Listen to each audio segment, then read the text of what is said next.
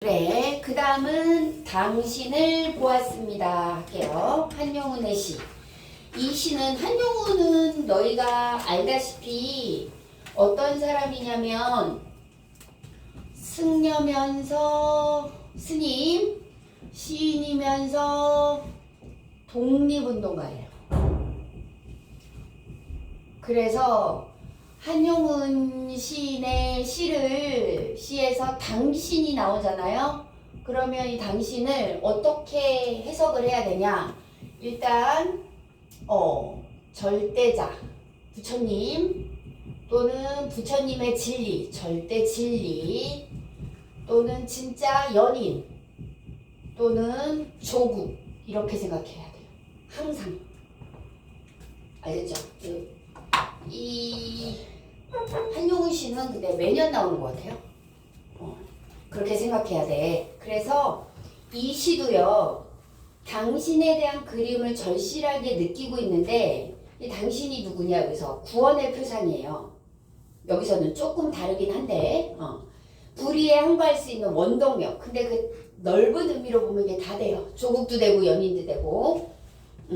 그래서 화자는 지금 당신과 이별한 상황에서 당신을 생각하면서 당신의 소중함을 절실하게 느끼고 있는 그런 상황인 거야. 그래서 당신을 보았다는 말을 계속하면서 극복의지의 표현을 얘기하면서요. 인격이나 죄악이나 인권이나 윤리 같은, 도덕 같은, 그러니까 뭐 특별한 시어가 아니라 일상적인 시어로 굴욕적인 삶을 극복하고자 하는 의지를 얘기하고 있어요. 그러니까 당신을 생각하면서 당신의 소중함을 절실하게 느끼고 있는 거야. 그래서 이 시는 당신에 대한 그리움, 그리고 굴욕감과 비애, 뭐 방황, 격렬한 분노 이렇게 다 들어가 있거든요. 근데 이 한용운 씨의 특징은 뭐 님의 침묵도 그렇지만 작년에는 님의 침묵도 시험 범위에 들어가 있긴 있었어요. 근데 내가 같은 시인을 두 개 넣기가 뭐해가지고 따로 넣었는데 영가풍이라고 그래서 여성적 어조를 사용해서 사랑의 노래를 많이 얘기하거든요. 근데 그 사랑이 연인만 얘기하는 게 아니라 이거 전부 다르라고 생각해야 돼요. 알겠죠? 그래서 시가 조금 어려워요. 특히 또 이 한용운 씨의 특징은 뭐를 많이 쓰냐? 경어체를 많이 써요. 경어체. 그래서 여성적 어조로 그랬습니다. 저랬습니다. 이렇게 해서 여성적 어조로 경어체를 많이 쓰면서 자기의 그 하고 싶은 말을 하는 그런 특징을 가지고 있어요. 그래. 그럼 처음부터 볼게. 당신이 가신 뒤로, 당신이 누구냐면 한용운의 임인데 거기도 써있죠. 임은 연인도 되고 진리도 되고 진리가 부처님의 진리예요. 그리고 조국도 되고요. 그래요. 가신 뒤로 나는 당신을 잊을 수가 없대요. 그만큼 당신이 그립다는 얘기잖아요. 그래서 당신과 하자가 제시되면서 당신과 이별 상황을 제재로 하고 있는 거야. 왜 잊을 수가 없냐면 까닭은요. 당신을 위하는 이보다 나를 위함이 많습니다. 그러니까 내가 당신을 못 잊는 이유는 당신을 위해서가 아니라 나를 위해서래요. 그 한마디로 당신이 만약에 조국을 의미한다면 화자는 자신을 위해 조국이 필요하다라는 의미를 얘기하고 있어요. 그러니까 한용운이 너희 기미 독립 선언문 알죠? 기미 독립 선언문 3.1 운동 때 한 거 있잖아요. 그래서 이거를 초고가 아니라 처음이죠. 처음을 원래 한용운이 썼어요. 그런데 유명한 시인이 있어요. 우리나라 최초의 뭐라 그러냐? 신체시를 쓴 사람. 이 최남선이라는 사람이 한용운이 시가 너무 강렬하고 너무 시래 선언문이 너무 이렇게 세다라고 하면서 한용운 시를 선언문을 다 뜯어 고치고 이분이 썼어요. 그래서 너무 독립선언문 치고는 온화해요. 그런데 그래서 이분이 행동강령만 썼어요. 한용운이. 행동강령만 쓰고 이분은 나중에 어떻게 되냐? 친일파로 변절했어요. 이런 반전이 있어요. 그러니까 네가 썼는데 내가 너 그거 너무 세 이러면서 찢어발리고 본인이 쓴 거예요. 이게 친일적인 성향이 있었거든요. 있는 거나 마찬가지죠. 그래서 김이 독립선언문까지 썼는데 친일파로 변절하셨어요. 최남정은 나중에. 그래서 이분이 이제 승려잖아요. 그러니까 이제 독립운동을 하고 많은 사람들이 감옥에 갇혔단 말이야, 얘들아. 그런데 감옥에 갇혀서 죽은 사람도 되게 많아요. 그런데 그 사람만 죽은 게 아니라 가족도 다 죽은 거야. 대한독립 만세 하다가. 그러니까 그러면 시체를 찾아가야 되는데 시체를 찾아갈 사람들이 없어. 그럼 먼 친척은 있었겠죠. 근데 먼 친척들이 자기한테 불똥이 튈까봐 시체를 안 찾아가는 거예요. 그래가지고 한용운이 그러면 그게 신문에 나요. 누구누구 가족은 찾아가라고 이렇게 신문에 났었거든. 그러면 한용운은 그러니까 일면식도 없는 사람이지 그런 시체를 다 찾아서 본인이 장례를 치러주신 많이 그렇게 했대요. 또 그 서울에 살았는데 서울에서 어디 살았는지 동네는 까먹었어요. 청와대가 어디 있지 얘들아? 삼청동에 있잖아요. 종로시청 지나서 거기 있잖아요. 그러면 이쪽으로는 절대 세수도 하지 않았대요. 왜? 고개를 숙여야 되니까. 왜? 조선 총독부가 있었잖아. 그래서 이쪽으로 만약에 세수를 해야 된다면 서서 세수를 이렇게 다 흐르더라도 그 정도로 강직했던 분이라는 거지. 그리고 본인이 불이익을 당할 수도 있고 돈도 많이 드는데 그 처음 보는 것도 아니죠. 그냥 신문에 이름만 보고 가서 아무도 안 찾아가면 자기가 찾아다가 다 장례를 치러줄 정도로 그 조국을 사랑하는 마음이 크셨던 그런 독립운동가였어. 그렇게 이렇게 듣고 보면 이 사람이 한 말이 좀 이해가 가죠? 그죠? 나는 갈고 심을 땅이 없으므로 추수가 없습니다. 여기서 땅은요 국토를 얘기하는 대유법이야. 대유법이 뭔지 알지? 현정아? 대유법이 작은 걸로 큰 거를 대신하는 말이야. 하지만 대유법도 되지만 상징적 의미는 여기서 땅은 국권상실을 의미하겠죠.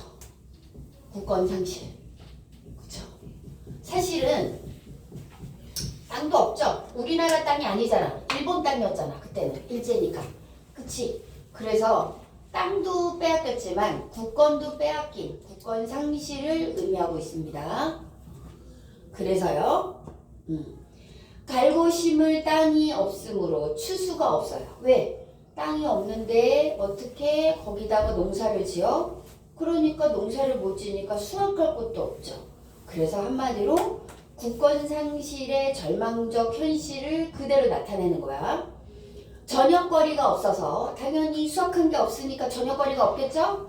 없어서 조나 감자를 꿀어 이웃에 갔더니 생계조차 어려운 거야. 주인은 거지는 인격이 없다. 인격이 없는 사람은 생명이 없다. 너를 도와주는 것은 제약이다. 이렇게 말했어요. 그러면 여기서 주인은 누굴까? 주인은 일본을 상징한다고 볼 수 있겠죠. 얘들아 일제 거기 써 있어요. 그래. 그러면 거지는 누구예요? 우리 국민이죠. 주권을 잃은 국민. 그래서 주인의 말의 의미는 뭐냐? 주권이, 그러니까 나라가 없는 인간은 생존권이 없다라고 얘기하는 거예요. 국권을 상실했기 때문에 너희는 인격이 없는 거야. 이렇게 말하고 있는 거예요. 그 말을, 주인의 말을 듣고 돌아 나올 때 쏟아지는 눈물 속에서 당신을 보았대요. 생존권이 없다는 주인의 말을 듣고 당신이 꼭 있어야 된다라는 걸 알게 되었다는 거야. 그쵸? 그래서 이 당신이 조국이잖아요. 그러니까 내가 아무리 개인적으로 잘 살고 똑똑하고 그래도 주권이 없는 나라의 국민은 인격이 없고 생존권이 없다라는 얘기예요. 나는 당신이 있기에 모든 걸 할 수 있다라는 얘기야. 그래서 논문 속에서 당신을 봤다는 건 뭐냐? 조국의 의미를 깨닫고 조국의 소중함을 다시 한번 알게 되었다는 얘기예요. 국권 회복의 의지가 담겨 있는 거야. 그래서 당신이 있기 때문에 나는 지금의 어떤 굴욕도 참고 견디겠다. 이런 의미도 있어요. 왜? 당신을 찾을 때까지. 이해갔어요? 왜? 그래야 내가 생존권이 있는 사람이 되고요. 똑똑한 사람이 되는 거예요. 아무리 똑똑해봐야 나라 없는 국민은 사실 의미가 없어요. 그쵸? 보트 타고 여기저기 떠돌아다니고 해상으로만 떠돌아다니는 그런 아프리카 뭐 내전이나 이런 거에서 많았잖아요. 너희 들어봤죠? 보트피플 이런 거. 그쵸? 뭐 지금은 뭐 유엔에서 어느 정도 뭐 마련해주고 뭐 강제로 받아라 뭐 이런 거 있지만 옛날에는 그런 것도 없었잖아요. 그쵸? 그래서 이웃집 주인의 모멸을 받으면서 당신을 보았다는 거야. 그래서 나는 당신이 왜 필요하냐? 생존권을 위해서는 무조건 당신이 필요하다는 거죠. 나는 집도 없고 다른 까닭은 겸하여 민적이 없습니다. 민적이 뭐니? 민적이 뭐냐? 조국을 의미하는 거예요. 국권. 한마디로 주민증이 없는 거예요. 얘들아. 우리는 그러면 그때 뭐가 있었어요? 창씨개명을 했어야 됐어. 그쵸? 창씨개명 뭐 이렇게 도요토미 히데요시 이런 식으로. 그쵸? 하루키 뭐 이런 식으로 창씨개명을 했어야 됐단 말이야. 그러니까 우리 대한민국에 지금 너희 주민등록증 나왔죠? 생일 안 지난 사람 아직 안 나왔겠지만 다 나왔지? 주민등록증 18살이면 나와야 되잖아. 생일 지나면. 아직 안 나왔어? 하라고 하고. 그럼 해야지. 늦게 하면 벌금이에요. 날짜 안에 하세요. 그래. 그 주민증이 없는 거야. 이 사람은 지금 인간으로서 권리가 없어. 왜? 민족도 없고 집도 없고 땅도 없으니까. 그쵸? 그래서 1항의 신민이 되는 거를 거부한 거를 얘기하는 건데 그게 뭐냐면 일제강점기 때는요. 우리나라 그 지금의 주민등록주가 호패라고 있었잖아요. 그게 다 없어지고 일제가 뭐라고 그랬냐면 황제 밑에 그러니까 일본 사람을 황제라고 했죠. 일황제 밑에 새로운 민족이 되어라 그래서 신민이 되라고 그렇게 얘기를 했어요. 근데 그래서 어떤 사람은 어쩔 수 없이 뭐 창씨개명해서 신민이 된 사람도 있고요. 그러니까 윤동주 같은 경우도 좀 독립운동가지만 공부를 더 해야 되는데 창씨개명을 하지 않으면 학교에 아예 못 들어갔어요. 그래서 어쩔 수 없이 창씨개명을 하고 그 다음에 일본에 유학을 갔거든요. 물론 일본에서 유학 가서 고문받다가 죽었지만 그런데 굉장히 그것 때문에 괴로워하니까 다른 사람이 불러가지고 그랬대요. 야, 채남선이처럼 변절한 사람도 있는데 뭐 이름 하나 바꾸는 거 가지고 그렇게 괴로워하냐. 이렇게 말했다라는 일화가 있어요. 그래서 이름을 바꾸고 유학을 간 거거든요. 그러니까 그때는 이름을 바꾸지 않으면 학교조차 다닐 수가 없었어요. 근데 이제 이분은 거부하셨죠. 한영우는. 왜? 승려잖아. 학교를 다닐 필요가 없어. 그쵸? 그래서 민적이 뭐냐면 호적을 달리 말하는 거예요. 그러니까 그 나라 국민이라는 걸 말하는 거야. 그러니까 너희도 주민등록 등본을 띄면 엄마 아빠 이름 밑에 너희가 들어가 있는 거야. 그러니까 우리나라 국민으로서 주민증이 나오든 안 나오든 애기들도 우리나라 국민이 다 되는 거예요. 그게 민적이 있는 거거든. 근데 일제강점기 때문에 민적이 없다라는 거예요. 그래서 나는 집도 없고 다른 까닭을 겸하여 민족도 없대요. 인간으로서의 권리가 없대. 국권이 상실됐기 때문에. 그리고 나는 1항의 신민이 되는 걸 거부했대요. 그랬더니 뭐라 그러냐. 민족이 없는 자는 인권이 없다. 인권이 없는 너에게 무슨 정조냐 하고 능욕하려는 장군이 있었습니다. 왜 그러냐? 장군은 왜 나를 능욕하려고 했냐? 국권을 상실해서 너는 인권이 없기 때문에, 나라 이름 민족이기 때문에 능욕한다는 거는 업신여긴다. 이런 의미고 얘들아. 장군에도 동그라미 해보세요. 장군도 일제예요. 저기 주인도 일제고요. 장군도 일제야. 그래서 그를 항거한 뒤에 남에게 격분이 스스로의 슬픔으로 화하는 찰나에 당신을 보았대. 장군의 능력에 내가 저항을 했어요. 저항을 하면서 느낀 분노가 슬픔으로 바뀔 때 더더욱 당신이 필요하다는 걸 느꼈다는 거야. 왜? 당신이 있었으면 내가 능력을 당할 일도 없고 장군한테 능력을 당할 일도 없고 장군한테 항거할 일도 없고요. 그쵸? 인권이 없는 사람이 되지도 않고요. 그쵸? 그 다음에 민족이 없는 사람이 되지도 않잖아요. 그렇기 때문에 나는 격분이 슬픔으로 바뀌는 그 찰나에 당신을 보았대. 왜 격분이 얘들아 슬픔으로 바뀌냐? 처음에 화가 났는데요. 왜 슬픔으로 바뀌었을까? 나라를 지키지 못한 죄책감이에요. 그것 때문에 슬픈 거예요. 이해 갔나요? 그럴 수 있잖아. 보통 일이 뭐 잘못되면 막 화가 나요. 근데 대부분의 착한 사람들은 그 원인을 나한테 찾죠. 자기한테. 남 탓을 안 해요. 착한 사람들은 다 자기한테 탔거든요. 그러면 내가 이걸 못해서 이런 일이 벌어졌네? 이런 일이 벌어진 거야. 그래서 이분은 자기가 이 격분하다 슬픔을 느낀 이유는 내가 나라를 제대로 지키지 못했구나 라는 슬픔 때문에 이렇게 된 거예요. 그래서 그때 찰나에 당신을 보았대. 온갖 윤리, 도덕, 법률은 콸과 황금을 제사 지내는 연기인 줄 알았습니다. 무슨 말이냐? 윤리, 도덕, 법률이라는 게 우리가 사람이 살아가는 데 있어서 만들어낸 인간의 규범이에요. 뭐를 위해서? 사회가 잘 돌아가게, 똑바로 돌아가게 지키기 위해서 인간이 만들어 놓은 규범. 그러니까 정의를 지키기 위해서 인간이 만들어 놓은 규범을 얘기하는 거야.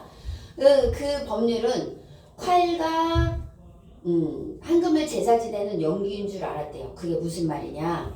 칼은요, 얘들아, 장군하고 똑같은 말이에요. 장군, 권력자. 황금은 뭐냐면 부자를 뜻하는 말이에요. 땅 주인, 주인과 통하는 말이에요. 시대적으로 다 일제를 뜻해요. 그 제사를 지낸다는 게 뭐예요? 우리가 그 집에서 제사 지내본 사람 아니면 옛 조상들을 추앙하는 거란 말이야. 그쵸? 기리고 그런 의미야. 그래서 합치면 근데 그게 연기인 줄 알았습니다. 이렇게 얘기했어요. 연기는 어떻게 되죠? 금방 피어올랐다가 어떻게 돼요? 사라지잖아. 그쵸? 이따가 금방 없어지잖아. 그쵸? 헛된 것을 얘기하는 거야. 그래서 합치면 이런 거예요. 인간이 만들어낸 윤리나 도덕이나 법률은 그냥 강자들을 떠받드는 도구가 될 뿐이고 아무 의미가 없는 허망한 것이 되고 말았대. 원래는 이렇게 생각해보자, 얘들아.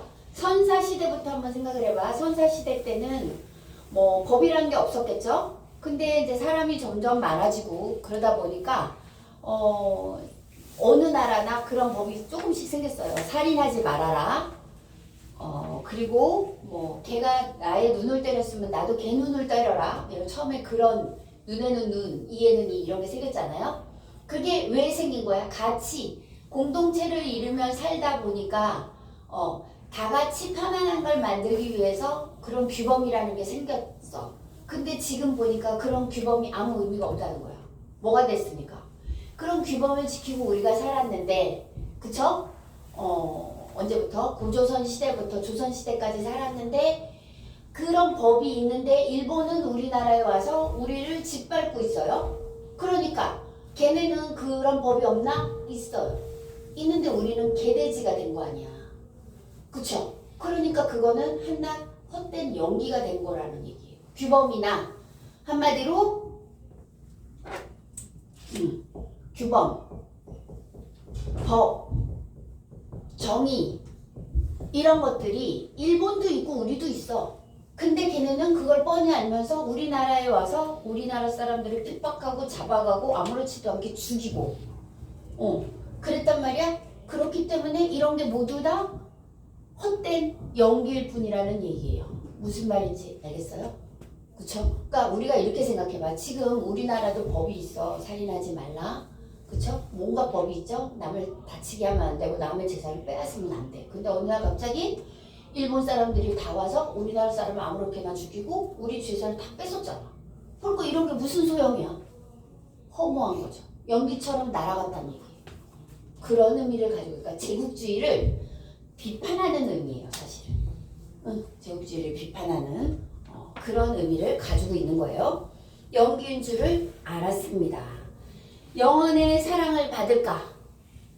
인간 역사의 첫 페이지에 잉크칠을 할까? 술을 마실까? 그럴 때, 망설일 때 당신을 보아대요. 넘겨보세요. 그러면서 끝나는 거거든요. 그러니까 나는 이렇게 법이나 정의가 다 사라진 그런 허무한 세상 속에서 당신이 없잖아요? 그런 현실 상황에 내가 지금 무엇을 해야 될지 모르겠다는 거야. 방황하고 있다는 거야. 시가 좀 어려워 얘들아.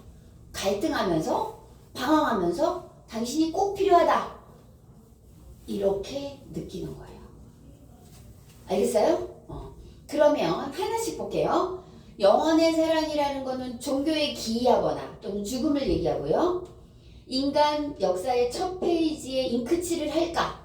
이런 말을 했잖아요. 이건 인간 역사를 부정하는, 현실을 투정하는 거야. 왜 부정하겠어? 이거죠. 우리가 인간 역사가 이제까지 있었던 이런 모든 규범이 일제가 들어오면서 싹 다 없어졌어요. 우리가 일제강점기 때 일본에서 가장 큰 지진이 났어요. 이제까지 해서 쓰나미, 너희가 태어나기 전에 쓰나미 한 번 난 거 전에 그게 가장 큰 지진이었거든요. 100년 넘은 건데 그때 일본으로 우리나라 사람들이 엄청 많이 가서 노동을 하고 있었어요. 얘들아. 노동을 뭐 탄광에서도 일하고 뭐 여러 가지로 일을 많이 하고 있었는데 그때 대지진이 나고 나서는 그 어떻게 정부에서 소문을 내냐, 조선인들이 폭동을 일으켜서 지진이 났다라고 소문을 일으켰어요. 그래서 일본에서 어떻게 했냐, 지나가다가 일본 안에서요, 현서야 하고 불러요. 그럼 현서가 뒤돌아보잖아요. 그럼 그 자리에서 죽였어요. 얘 한국인이네 이러면서, 조선인이네 이러면서. 그러니까 그 정도로 잔인한 시절이었거든요. 그러니까 그것도 다 알고 있는 거죠. 그렇죠? 왜냐하면 일본에 유학 간 문인들도 되게 많았거든요. 뭐 이광수도 그렇고, 이광수도 변절했지만 또 누구냐, 윤동주도 그렇고, 또 염상섭이라는 사람도 그렇고, 뭐 굉장히 유학을 많이 갔어요. 갈 때 거기밖에 없었잖아. 그래서 이런 것들이 다 허무하고 인간 역사의 첫 페이지에 잉크칠을 할까? 그 말 뭐냐? 인간 역사를 첫 페이지 할까? 인간 역사가 이제까지 있었어요. 우리나라가. 그거면 여기 게 다 없어지는 거예요. 그래서 내가 쓰는 게 첫 페이지가 된다는 얘기야. 그러니까 뭐야? 그 정도는 다 무의미하다는 거죠. 그쵸? 허무하고. 왜? 규범이 있는데 다 무너졌잖아. 남에 의해서. 그래서 인간 역사에 대해서 부정을 하는 거야. 알겠죠? 그럼 마지막에는 술을 마실까 하세요. 자포자기. 에라 모르겠다. 될 대로 되라. 이런 심정이에요. 그러면서 끝나는 그런 시예요. 그래서 근데 매 순간마다 당신과 이별한 상황에서 당신을 생각하면서 당신의 소중함을 절실히 느끼고 있는 그런 시예요. 그래서 당신에 대한 그리움과 당신이 무엇보다도 필요하다. 이렇게 얘기하면서 당신을 보았습니다. 얘기해요. 그래서 굴욕감과 비애, 갈등, 방황이 다 들어가 있는 거야. 근데 여성하자로 보았습니다. 뭐 때문에 그러냐? 경험체 때문에 그래. 경어체 때문에 여성하다라고 볼 수 있는 거예요. 보았습니다. 이런 것들. 그래서 절대적 사랑을 노래했다. 그래서 당신은 아까 말했지만 뭐 일제도 되고 아니 일제래 미안 조국도 되고 부처님도 되고 진리도 되고 그래서 올바른 길을 안내하는 안내자면서 불의에 항거할 수 있는 당신이 있기 때문에 난 항거할 수 있는 거야. 원동력. 그쵸? 구원의 표상. 그러면서 이런 거예요. 그러니까 당신을 보았습니다는 조국이 보인다는 얘기잖아. 그러니까 극복 의지를 가지겠다는 얘기야. 근데 만약에 희망이 1도 없어. 언젠가는 우리나라가 반드시 독립이 될 거야. 그런 생각조차 안 하고 살아. 그럼 당신을 보았다고 얘기 안 하겠죠? 알겠죠? 그래. 그래서 봐. 적대적 관계를 설정했어. 누구? 나랑 주인, 황금, 장군, 칼 이런 것들 다 일제를 얘기하잖아요. 그쵸? 그래서 대립적인 거고 얘는 리듬 자체는 3분체의 긴 호흡을 이루고 있고요. 3분적 리듬이에요. 근데 큰 따옴표가 있어요. 특이하죠. 시에서는 잘 안 나오는 집적 인용이 되어 있단 말이야. 이 집적 인용이 되어 있는 거는 뭐냐? 현장감이나 생동감을 주는 거예요. 근데 보았습니다 하면서 경건하게 당신이라는 그 존재 자체가 조국이고 부처님이고 이러니까 경건함을 드러내고 있어요. 그리고 당신을 보았다라는 말을 계속 반복하면서 내가 반드시 조국을 찾았으면 좋겠다라는 그런 극복 의지를 얘기하면서 주제를 강화하는 그런 의미를 가지고 있어요. 됐죠? 그래, 좀 어렵지? 그래, 문제 잠깐 볼게요. 문제를 지금 당신을 보았습니다. 12문제만 풀어보세요. 12문제인데 일단은 풀어보세요.